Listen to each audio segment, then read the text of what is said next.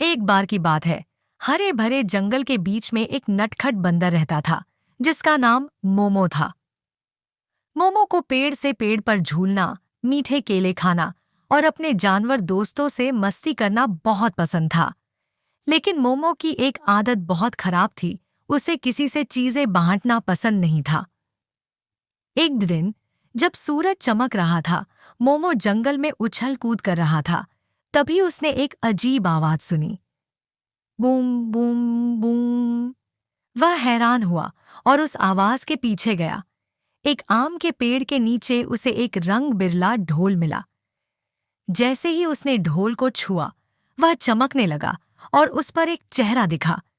मैं हूं जादुई ढोल, आवाज आई। अगर तुम प्यार और भलाई से मुझे बजाओगे तो मैं तुम्हें मजेदार चीजें दूंगा, लेकिन अगर तुम लालची बने तो मैं तुम्हारे साथ शरारत करूंगा। मोमो की आंखें चमक उठीं। मजेदार चीजें? मुझे तो बहुत पसंद है। उसने धीरे से ढोल को थपथपाया और झपाक, एक बड़ा केला सामने आ गया। वाह! मोमो चिल्लाया। उसने जल्दी से केला उठाया और पेड़ पर चढ़कर अकेले खा गया।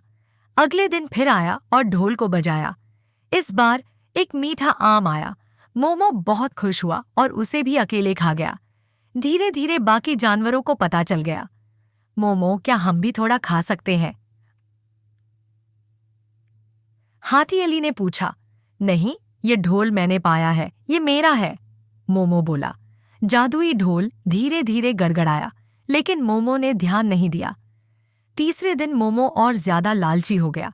उसने जोर से ढोल बजाया और बोला, मुझे और केले दो, आम दो, नारियल दो।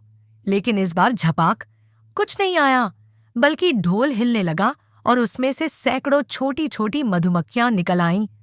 बचाओ! मोमो चिल्लाया और इधर उधर भागने लगा। वह बेलों पर झूलता गया, पेड़ों के बीच भागता गया। एक फूलों वाली झाड़ी दिखी तो उसमें कूद गया और पत्तों के नीचे छिप गया। मधुमक्खियां कुछ देर घूमीं, फिर उड़ गईं। उसने ढोल से पूछा, तुमने ऐसा क्यों किया? जादुई ढोल की आवाज शांत शांत थी। क्योंकि जादू सबके साथ बांटने के लिए होता है मोमो। जब सब मिलकर खाएं तो मिठास और बढ़ जाती है। मोमो चुप हो गया। उसे याद आया कि उसके दोस्तों ने हमेशा उसका साथ दिया। एली ने उसे अपनी पीठ पर बैठाया।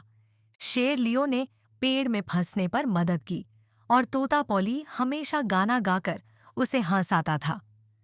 अगली सुबह मोमो ने सब दोस्तों को बुलाया। माफ करना दोस्तों, मैंने आपसे नहीं बांटा, वह बोला। चलो अब मिलकर ढोल बजाते हैं। सबने मिलकर प्यार से ढोल को छुआ और अच्छे विचार सोचे। बूम बूम बूम, एक तेज रोशनी चमकी और सामने एक बड़ा पिकनिक लग गया। केले, आम, मेवे और शहद की मिठाइयाँ।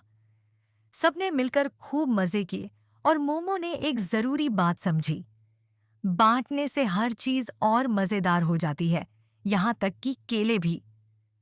अब जंगल में मोमो को बांटने वाला बंदर कहा जाने लगा और जंगल में हर जगह हंसी, प्यार और जादुई ढोल की आवाज गूंजने लगी।